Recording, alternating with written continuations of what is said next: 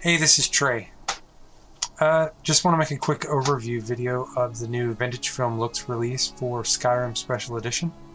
Finally been able to get rid of Reshade altogether, and we're running purely on ENB now. This is the very first ENB release for Skyrim Special Edition, so as Boris, the developer of ENB, adds more features to the Skyrim SE ENB, I will continue to upgrade the visuals and Vintage Film Looks. But for now, I'm basically just using ENB to replace the tone mapping in the game and do some post-processing to make it look more like it was shot through film. And a quick disclaimer. Most of this is due to the work of Nexus member Looping, who created the Photorealistic Commonwealth and Natural and Atmospheric Commonwealth mods for Fallout 4. He gave me his blessing and permission to use his work, and so all of the Fallout film looks, as well as this release for Skyrim Special Edition, are going to be based purely on ENB from here on out.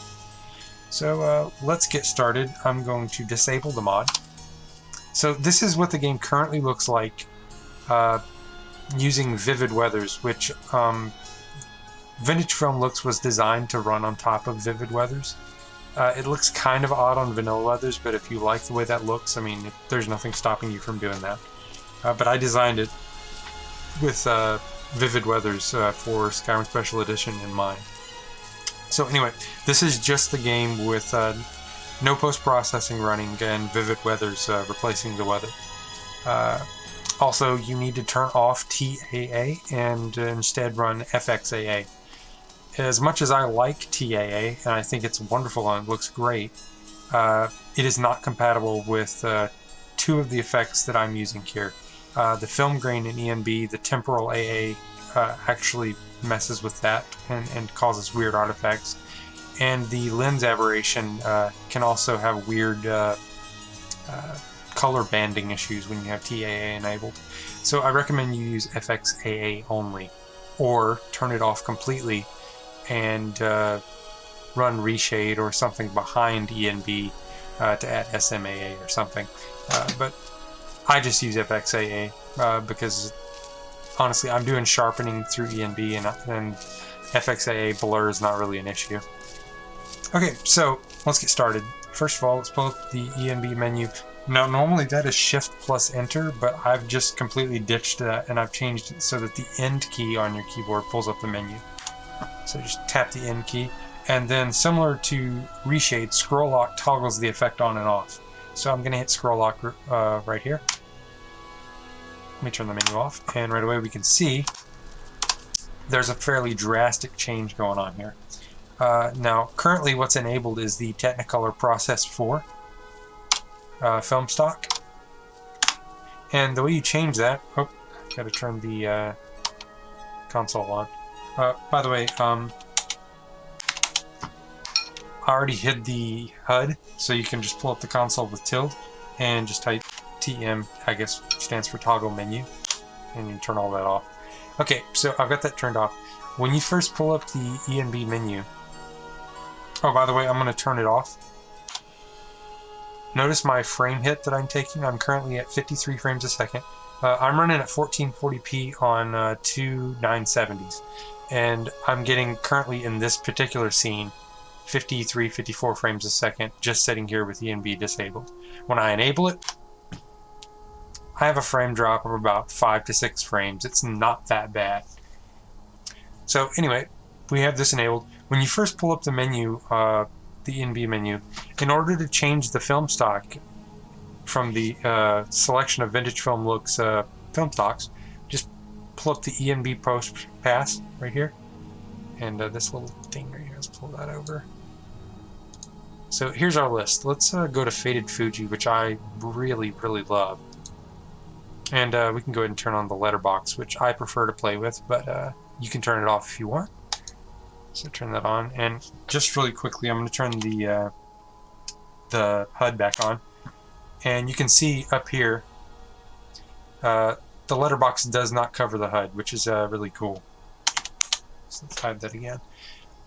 Alright, The reason I like to play with the letterbox is because, like on presets like Faded Fuji, the lifted faded black levels are really apparent when you compare them to the solid black letterbox here. In addition to it looking, nicely cinematic. So I'm just going to go on down the line here. That's Faded Fuji. I'm going to toggle it on and off so you can kind of see what's going on. Off, on. Let me turn that letterbox back off. Okay, off, on. Let's go through here. Kodak 5247. This particular film stock, the first Indiana Jones film, was actually shot on. Moving on down the line. The Aliens movie was shot on this. Not the original Alien, but the sequel that Jim Cameron shot was on 5294. Kodachrome.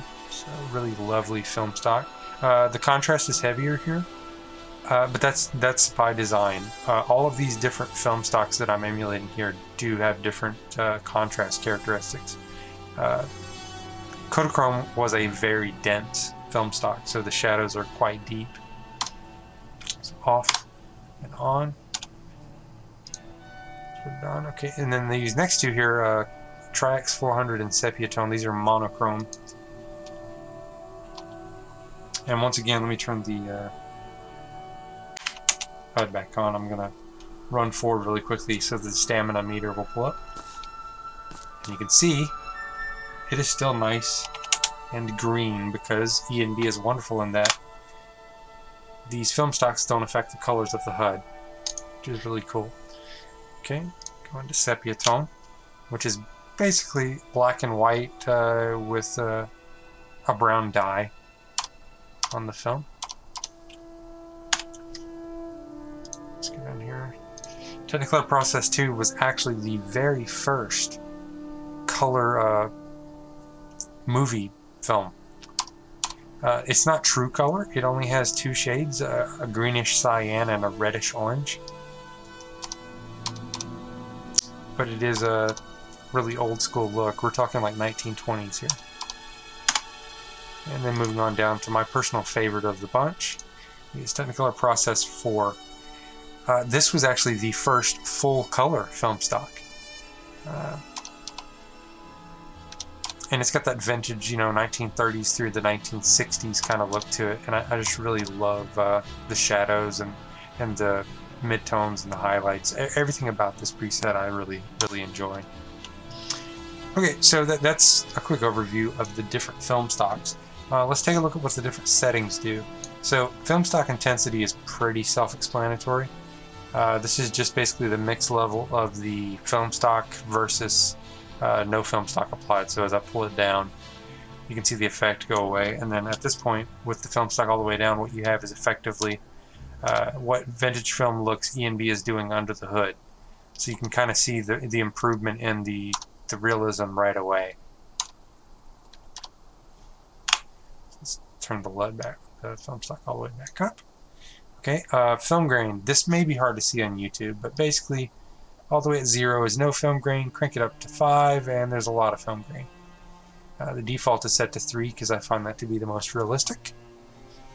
Lens aberration, if you don't know what that is, some people hate it, some people love it.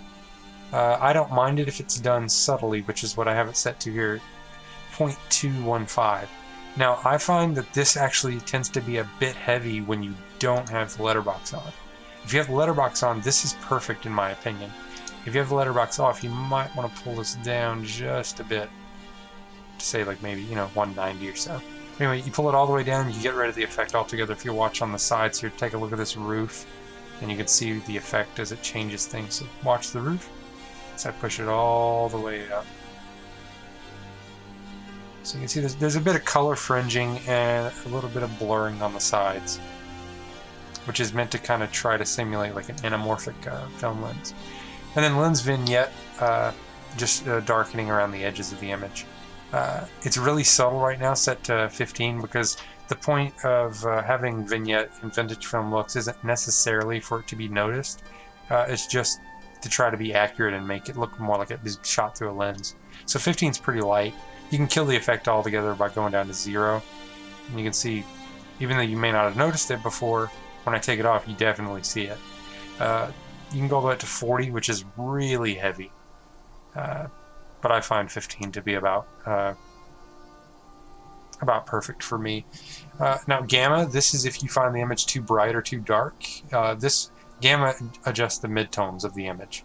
So pay attention to the shadows and the cobblestones on the street here as I adjust this. As you push it up, the image will get darker.